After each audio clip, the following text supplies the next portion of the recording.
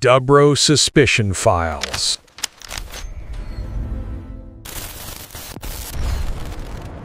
자, 2012년 5월 26일이었어요. 플로리다 마이애미의 메카더 커즈웨이라는 고속도로에서 정말 믿기 힘든 신고가 하나 들어옵니다. 네. 한 남자가 다른 남자의 얼굴을 말 그대로 뜯어먹고 있다. 이런 내용이었죠. 그렇죠. 현장에 경찰이 출동해서 멈추라고 소리쳤는데도 그 공격하던 남자가 입에 핏덩이를 문 채로 고개만 들고 짐승처럼 으르렁거렸다고 해요.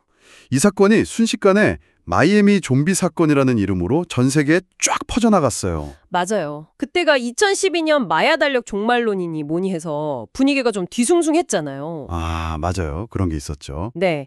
그리고 워킹데드 같은 좀비 드라마가 엄청난 인기였고요.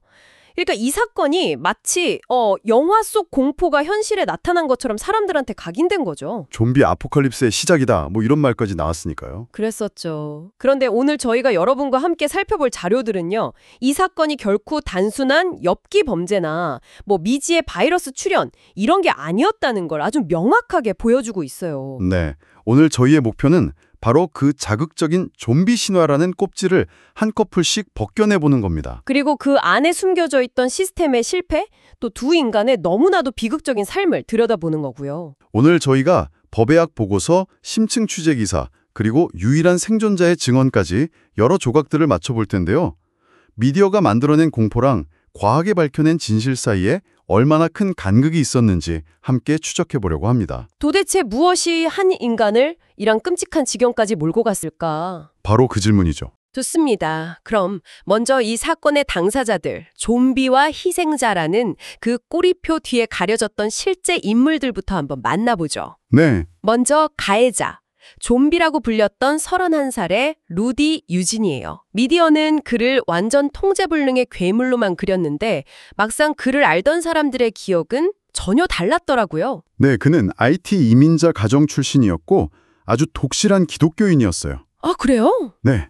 주변 사람들 증언을 보면 늘 성경책을 가지고 다녔고 지인들한테 성경 구절을 문자로 보내주기도 했다고 해요.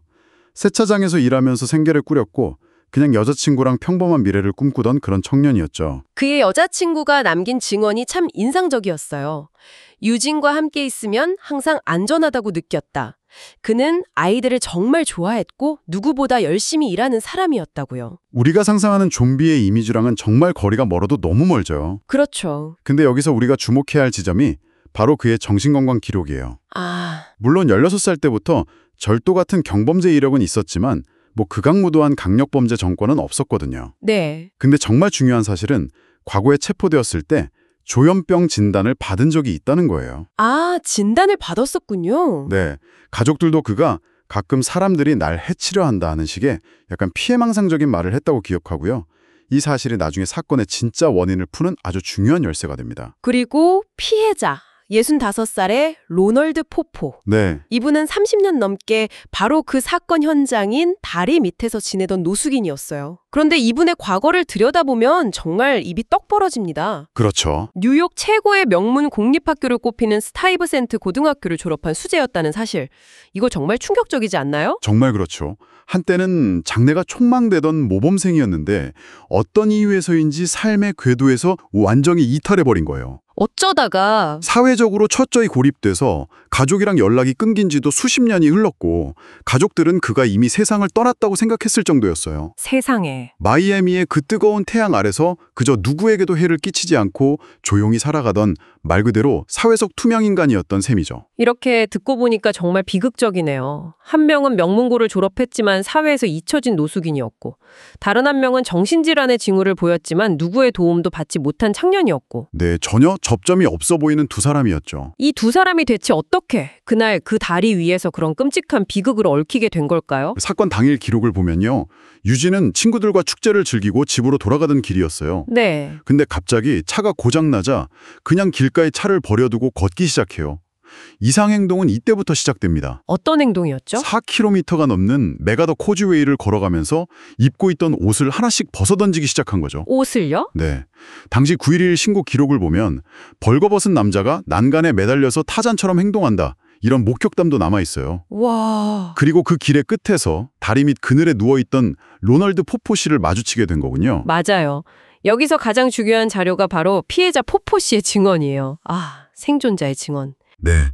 사건 2달 후 경찰 조사에서 당시 상황을 아주 생생하게 진술했는데요. 놀랍게도 유진의 첫인상은 전혀 위협적이지 않았다고 해요. 그래요? 오히려 다가와서 해변에서 일이 잘 안 풀렸다면서 신세 한탄을 늘어놓는 그냥 평범하고 좋은 사람처럼 보였다고 하죠. 아, 그럼 처음부터 공격하려고 했던 건 아니었네요? 그렇죠. 계획된 게 아니었다는 걸 보여주는 중요한 대목이에요. 그런데 갑자기 모든 게 바뀐 거잖아요. 네. 포포 씨의 증언에 따르면 유진이 갑자기 격분하면서 너도 죽고 나도 죽을 거다라고 소리쳤다고 해요. 세상에. 그러고는 거구의 포포 씨를 가볍게 제압하고 얼굴을 물어뜯기 시작한 거고요. 그가 내 2눈을 뽑아내고 얼굴을 씹어먹었다는 포포 씨의 증언은 정말 상상하기조차 힘듭니다. 그 끔찍한 상황이 18분이나 지속됐다고 하던데요. 네, 그 지옥 같은 상황은 자전거를 타고 지나가던 레리 베가라는 목격자에 의해 처음 발견돼요. 그가 멈추라고 소리치니까 유진은 입에 포포 씨의 살점을 문 채 고개를 들고 으르렁거렸다고 하죠. 와. 결국 경찰이 출동했고 경고에도 멈추지 않자 총을 발사했어요.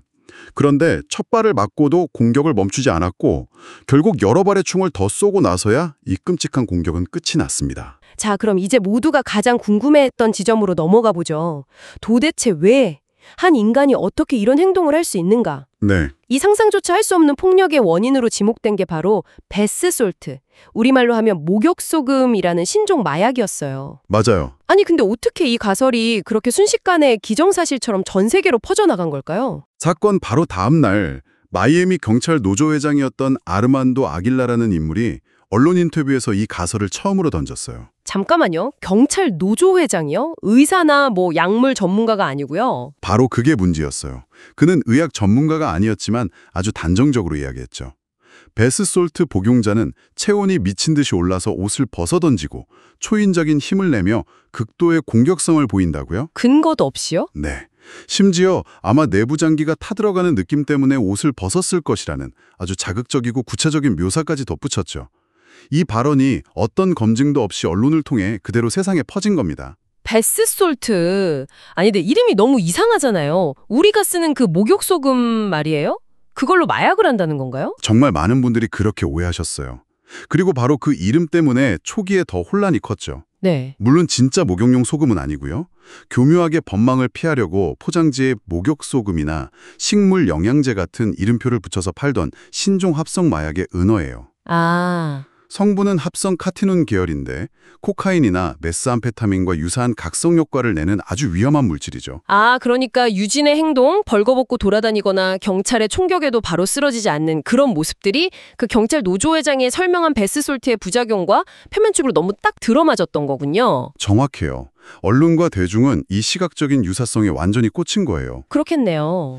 이미 좀비라는 무시무시한 프레임이 만들어진 상태에서 그럴듯한 원인까지 등장하니까 사람들은 더 이상 의심하지 않았죠. 보고 싶은 것만 보고 믿고 싶은 것만 믿는 확증 편향이 완벽하게 작동한 셈이에요. 결국 사람 얼굴을 먹게 만드는 악마의 마약이라는 프레임이 씌워졌고 이 소동이 얼마나 컸는지 기억하시는 분들도 계실 텐데 미국 질병통제예방센터 CDC가 좀비 바이러스는 존재하지 않는다는 공식 성명까지 내는 총극이 벌어지기도 했어요. 네, 사회적 패닉이 극에 달했지만 그 모든 관심은 정작 사건의 본질인 정신건강 시스템의 문제나 노숙자 문제 대신 신종마약 퇴치라는 엉뚱한 방향으로만 흘러가 버렸죠. 온 세상이 베스솔트 좀비라는 거의 완벽하게 짜인 공포 이야기에 빠져 있을 때 한 연구실에서 이 모든 서사를 단번에 뒤집어 버릴 데이터가 나옵니다. 그렇죠. 바로 약 한 달 뒤 발표된 루디 유진의 최종 독성학 보고서였죠. 모두가 당연히 베스솔트 아니면 최소한 그와 유사한 끔찍한 신종 마약이 나올 거라고 예상했어요. 언론도 그렇게 보도하고 있었고요. 네. 그런데 2012년 6월 27일에 발표된 결과는 그야말로 충격이었습니다. 뭐가 나왔는데요? 유진의 몸에서 베스솔트는커녕 코카인, LSD, 헤로인, 심지어 알코올조차 단 한 방울도 검출되지 않았거든요. 아무것도요? 그럼 대체 그 끔찍한 난동은 잠깐, 그래도 뭔가 하나는 나오지 않았나요? 네, 딱 하나 나왔습니다. 바로 마리화나였어요. 마리화나요? 네, 검시소는 혹시 아직 알려지지 않은 신종 마약일 가능성 때문에 외부의 독립적인 전문 연구소에 2차 정밀 분석까지 의뢰했지만 결과는 똑같았어요. 와, 과학적 팩트는 명확했죠. 베스솔트 좀비는 애초에 존재하지 않았던 거예요. 잠시만요. 그럼 마리화나 때문에 그런 끔찍한 행동을 했다는 건가요? 그건 좀 이상하게 들리는데요. 그렇죠. 일반적으로 마리화나는 사람을 진정시키는 효과가 있다고 알려져 있지, 이런 극단적인 폭력성과는 거리가 멀잖아요. 아주 좋은 질문이에요. 그리고 바로 그 지점에서 우리는 이 사건에 흩어져 있던 조각들을 다시 맞춰봐야 해요. 네. 말씀하신 대로 전문가들은 마리화나 단독으로는 이런 폭력성을 유발하기가 극히 어렵다고 봐요. 하지만 여기서 우리는 처음에 언급했던 아주 주요한 사실, 유진의 조현병 진단 이력을 다시 떠올려야 합니다. 그가 과거에 조현병 진단을 받았지만 제대로 치료받지 못했다는 사실 말이죠. 그렇습니다. 현재 가장 유력한 가설은 이거예요. 치료받지 않은 정신질환, 즉 조현병을 앓던 유진이 마리화나의 영향으로 급성 정신증이 촉발되었을 가능성. 급성 정신증이요? 네, 즉 마약이 멀쩡한 사람을 괴물로 만든 것이 아니라 도움이 필요했던 정신질환 환자가 약물의 영향으로 현실과 망상을 전혀 구분하지 못하는 상태에 빠져 끔찍한 비극을 저지른 것. 이게 진실에 훨씬 가깝다는 거죠. 그렇군요. 정신질환과 마리화나의 상호작용이 가장 유력한 가설이라는 말씀이시죠? 네. 그런데 당시 경찰 측에서는 다른 주장을 하지 않았나요?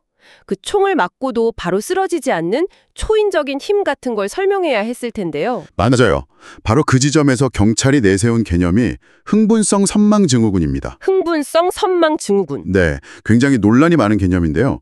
고열, 극도의 흥분 상태, 초인적인 힘, 공격성 등의 증상을 보이다가 갑자기 사망에 이르는 현상을 말해요. 유진의 행동과 상당히 유사해 보이죠? 네, 듣기에는 정말 그럴듯한데요. 뭐가 논란이라는 거죠? 이 진단명 자체가 현대의학계랑 인권단체로부터 강력한 비판을 받고 있기 때문이에요. 왜죠? 통계적으로 이 진단이 경찰의 물리력 행사 과정에서 사망한 흑인 남성에게 불균형적으로 아주 많이 적용되어 왔거든요. 그래서 경찰의 과잉 진압으로 인한 사망 책임을 사망한 사람 개인의 병리 현상 탓으로 돌리는 편의적인 진단명이라는 비판이 계속 제기되고 있어요. 듣고 보니 좀 씁쓸하네요. 결국 베스솔트나 흥분성 선망 같은 어려운 용어들은 우리는 이 문제를 이해할 수 없고 이건 그냥 미친 마약이나 희귀병 탓이다 라고 선을 긋는 아주 편리한 핑계처럼 들리거든요. 정확히 그 심리를 파고든 겁니다.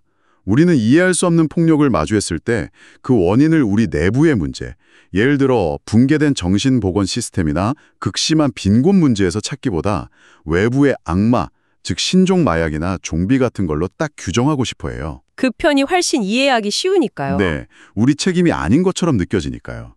미디어는 바로 이 대중의 심리를 이용해서 공포를 상품화했고 우리는 복잡한 진실보다 단순하고 자극적인 이야기에 더 쉽게 반응했던 거죠. 마이애미 좀비는 어쩌면 우리 사회가 원해서 만들어낸 괴물이었을지도 모르겠네요. 그런 측면이 분명히 있죠. 자, 그럼 이 모든 소동 속에서 가장 끔찍한 피해를 입은 로널드 포포 씨는 그 후 어떻게 되었을까요? 그는 수개월에 걸쳐서 여러 차례 피부 이식과 얼굴 재건 수술을 받았어요. 하지만 안타깝게도 왼쪽 눈은 완전히 제거해야 했고 손상된 오른쪽 눈도 시력을 완전히 잃어서 영구적으로 실명했습니다. 영구적으로 실명이라니 단순히 시력을 잃은 걸 넘어서 얼굴이라는 한 사람의 정체성을 완전히 잃어버린 거잖아요. 그렇죠. 정말 상상하기 힘든 고통이었을 겁니다. 그럼에도 불구하고 정말 놀라운 건 그가 가해자 루디 유진에 대해 어떤 분노나 원망도 표출하지 않았다는 거예요. 맞아요. 한 인터뷰에서 이런 일이 나에게 일어난 것에 대해 누구를 탓하겠는가 라면서 운명을 받아들이는 아주 담담한 태도를 보였죠. 정말 인생의 아이러니라는 말이 딱 맞네요. 길 위에서 30년간 투명인간으로 살던 사람이 가장 끔찍한 방식으로 세상의 주목을 받고 나서야 비로소 평온한 삶을 되찾게 되었다니? 이 사건이 남긴 가장 복잡하고도 씁쓸한 단면 중 하나죠. 아이러니하게도 이 비극 덕분에 그의 안타까운 사연이 세상에 알려지면서 10만 달러, 우리 돈으로 1억 원이 넘는 기부금이 모였어요. 정말요? 네, 그 돈으로 그는 30년의 길고 기는 거리 생활을 청산하고 지금은 한 요양시설에서 기타를 치고 라디오를 들으면서 평온한 노년을 보내고 있다고 합니다. 정말 다행이네요. 자, 오늘 이야기를 정리해보자면 마이애미 좀비는 베스솔트라는 악마의 마약이 만든 괴물이 아니었습니다. 네, 그것은 시스템이 만든 비극이었습니다. 시스템이 만든 비극. 루디 유진의 정신질환을 제때 발견하고 치료하지 못한 공공보건 시스템의 실패, 그리고 로널드 포퍼라는 한 명문고 출신 수재를 30년간이나 거리로 내몬 사회안전망의 실패, 그 두 실패가 고속도로 위에서 충돌하면서 낳은 끔찍한 참사였죠. 미디어가 씌운 좀비라는 가면을 벗겨내면 그 자리엔 도움이 절실했지만 세상으로부터 고립되었던 두 명의 인간이 서 있을 뿐이군요. 바로 그거죠. 오늘 저희는 마이애미 좀비 사건이라는 자극적인 이름 뒤에 숨겨진 진실을 추적해봤습니다. 이 이야기는 끝났지만 그 비극을 만들어낸 시스템의 균열은 어쩌면 지금 우리 곁에도 여전히 존재할지 모릅니다. 그래서 마지막으로 여러분께 이런 질문을 던져보고 싶어요. 앞으로 또 다른 괴물에 대한 선정적인 헤드라인을 보게 될 때 그 즉각적인 공포와 혐오에 휩쓸리기 전에 딱 한 번만 질문을 던져보셨으면 해요. 우리는 이 괴물을 만들어냄으로써 우리가 정말로 마주해야 할 우리 사회의 진짜 문제는 무엇을 외면하고 있는 걸까? 그리고 그 자극적인 꼬리표 뒤에 가려진 한 인간의 진짜 이야기는 대체 무엇일까? 하고 말입니다.